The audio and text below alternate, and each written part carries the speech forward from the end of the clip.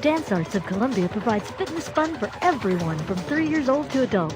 Dance Arts is a good environment where the friendly staff makes you feel comfortable. Dance Arts feels that dance is an art form that you can experience firsthand by learning tap, jazz, modern, musical theater, lyrical, and ballet. Dance Arts urges you to enjoy a sense of accomplishment while getting fit and having fun. For class information, call 875-1569. Dance Arts of Columbia, serving Columbia since 1979.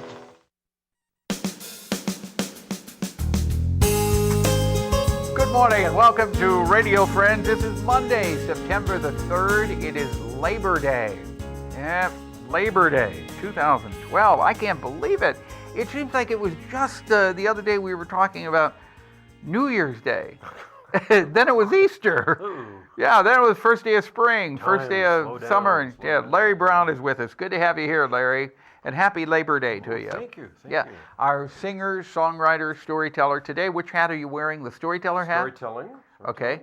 And you have a story that deals with Work. this holiday, Labor Day? About laboring. That's Okay. right. That's All right. So shall I just go ahead and introduce you? Are you ready? I'm ready. Okay, Here's let's Larry do Brown with a story befitting today's date, Labor Day 2012. I worked my way through college. That meant I had jobs full-time in the summer and part-time. And in the summer of 1968, I landed a job that was going to be at least $1.50 an hour. Now in 1968. That was pretty good money for a college student. And it was working for a concrete company, a place that made concrete blocks, pre-stressed concrete pads, and ready-mix concrete.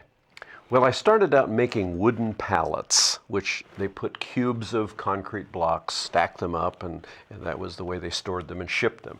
Then they moved me eventually to using the forklift. Now, that was getting behind a piece of equipment. That was real manly labor, pick up those concrete blocks or bricks on a pallet and move them and ship them. And every once in a while, they would send me out on what they called the JAG truck. Now, that was a truck they went out to construction sites with extra supplies, leftovers, odds and ends to fill in at a construction site. And then one day, midsummer, they asked me if I wanted to drive a concrete mixer. Oh my. Now, this is a childhood fantasy in some ways because my dad drove a truck and I'd worked with my father, but now this was a truck. I mean, this was 25 tons of rolling concrete mix, 2 transmissions with double shifting mechanisms up there high. Oh, that was fantastic.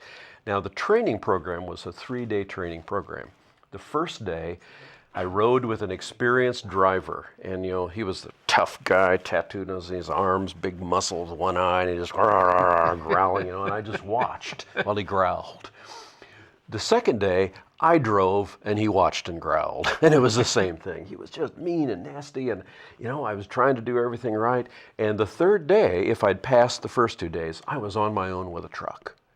And I passed. I didn't know why or how, but they said, okay, it's your solo day. There was another kid that was doing training program same time.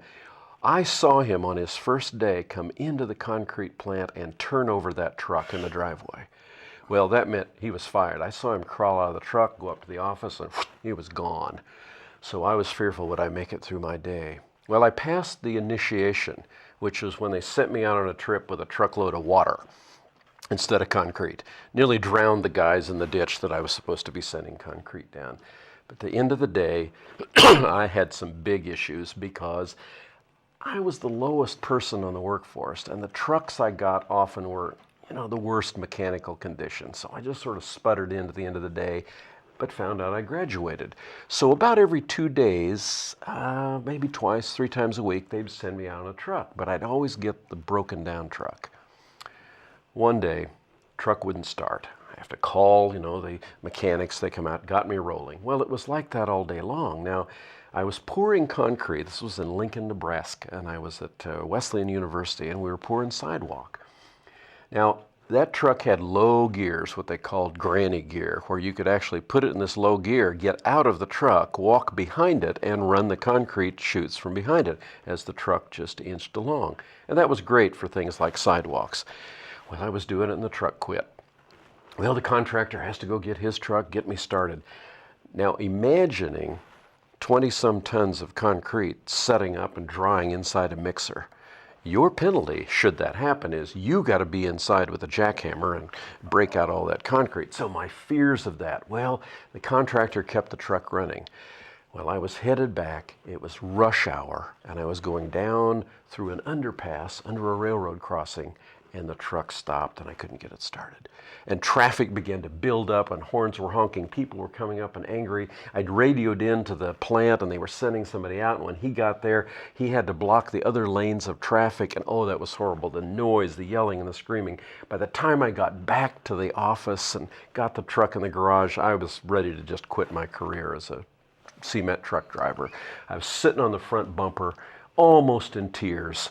And who should walk around the front of the truck than that guy that trained me? You know, one eye, muscles, tattoo, growling. I thought, oh no, he's just going to chew me out from one end to the other. But instead, he sat down on the bumper with me and he said, heard you had a bad day. And then he went into this little routine of, we all have bad days, but if you want to do a good job, you hang in there and you stick with it. The very next day, I was out working in the concrete plant yard, and one of the drivers of the big delivery trucks came over and kind of did the same thing. He said, here, I'll show you how I run my truck.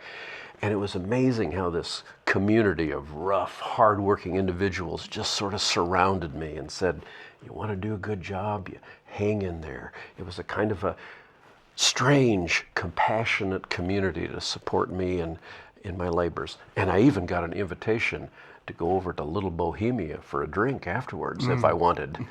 I was in. I look back on those days of working and say, that's what work really is about. Somebody that supports you in doing your best. Yeah, is that a true story? Every bit of it. Everything is true, and it is amazing, you know. And you thought the guy was going to be nasty and mean to you, gruff, but yet everybody has a heart. That's right. Everybody has a heart. And that when folks are working together on jobs and I was, who'd help a young college student? I was just temporary, but no, they took time, thinking maybe someday I'd be like them. Yeah, that's a good Labor Day story. Yeah. Thank you. And people who are working are fortunate to have a job, are very thankful for it too. Yes.